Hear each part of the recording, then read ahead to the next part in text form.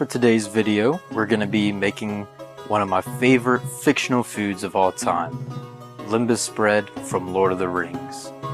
In the books, it's just basically described as more of a chewing exercise than anything. There's some other descriptions, but none really go into the flavor or even the texture of it, more other than just more of a chewing exercise. The flavors I decided to go for here were citrus, and I've made them with limes, lemons, blood oranges, everything, but my favorite is just blood oranges or oranges. And you start by using the zest of the lemons and then juicing them until you get about 3/4 of a cup of citrus juice. And the key thing here is the zest in the fresh citrus. It makes it so bright and refreshing, so that even after you've been on the road and these biscuits are nice and old and stale, they'll still have that bright, refreshing flavor.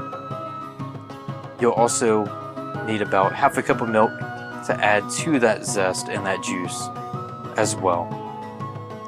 Then you'll want to cube up some cold butter. I say cube as a loose term.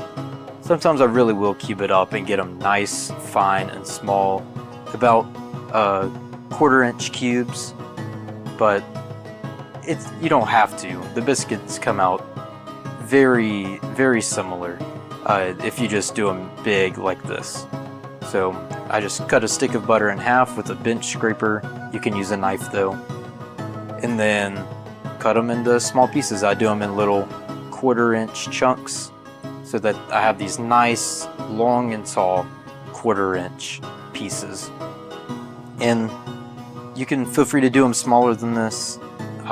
It comes out a little bit better that way, but to me, it's not really worth all the effort.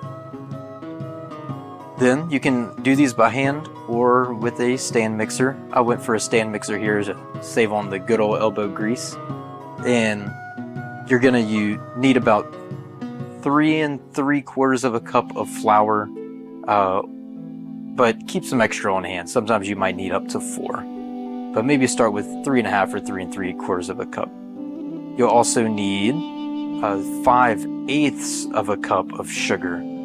I know that's very exact and very specific, but I find that that's just right. It keeps these from being a dessert and being super sweet, but it's just enough to really bring out and accent that citrus flavor.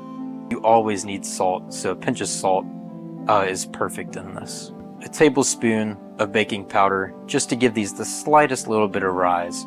They're still going to be very dense, but having that little bit of rise is nice. And then add in that cold butter. And after I cube mine up, I actually put it back in the fridge until right at the moment that I need it. And then combine those dry ingredients. You'll notice it starts to kind of come together and clump up a little bit, and that's perfect. You want nice little pea-sized clumps. They'll probably be a little larger than that though, just because I did larger chunks, but pea-sized is great. Switch over to your dough hook because you're about to start kneading. Put it on low and then start to add in the milk and citrus juice mixture. And pour it in slowly, and it looks like it's going to be really wet at first, but just trust it. You might need to scrape down the sides occasionally, but just let it go for a few minutes. If it looks like it's still too wet after letting it go for a few minutes, add more flour until it starts getting to the right texture. Here, I noticed mine needed a little bit more, so I just put a little bit more flour in there, and so you see it starting to come together. It's starting to pull away from the sides a little bit, but it's still a little bit liquidy, so I put a little bit more. I started with about 3 1/2 cups of flour. While that's going, I'll go ahead and add a little bit of flour to my working surface, so that whenever it's done, I can go ahead and start kneading it by hand and rolling it out. The dough should be just separating from the edges of the bowl, and then as soon as it starts to, you can go ahead and take it out and get it ready to roll. I like to press it just to make sure it's right. It should be nice and soft. Put a little bit of flour on top and then start rolling it out. The flour just keeps the rolling pin from sticking, so it rolls out nice and smooth. And your aim is to get it about 1/4 of an inch thick across, or the way I usually measure is about 1/2 to 3/4 of the thickness of my pinky, and that's usually about 1/4 of an inch, and that's just right. And try to get it into the best rectangle that you can. Doesn't have to be perfect, but it helps later on for trying to get as much out of the dough as you can, so they're nice and pretty even pieces that'll cook in about the same amount of time.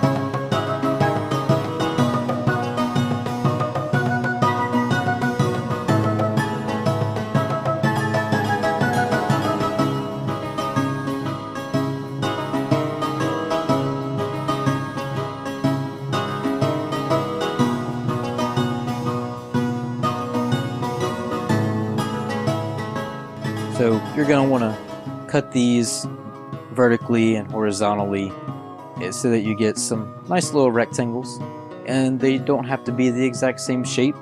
That's part of the fun. I like for each of them to be kind of different. It makes them feel a little bit more handmade and unique. And then I cut this shallowest little X in them so that whenever they're done, you can actually just break them apart in these little tiny pieces. I normally just eat them whole, but in The Lord of the Rings, they're described as being very filling. Just one bite can fill a man's stomach for a day. So in the world, they would break them into little pieces, I'm sure, and just eat them. So what you want to do is go ahead and preheat the oven to 400 degrees and get all these spread out on some baking sheets. And then you're going to put them in for about 15 to 20 minutes, or until they just start to get golden. And sometimes some of them will start browning around the edges. That's when you'll want to take them out. You don't want them to get too done, but you want them to definitely start getting just a little bit golden.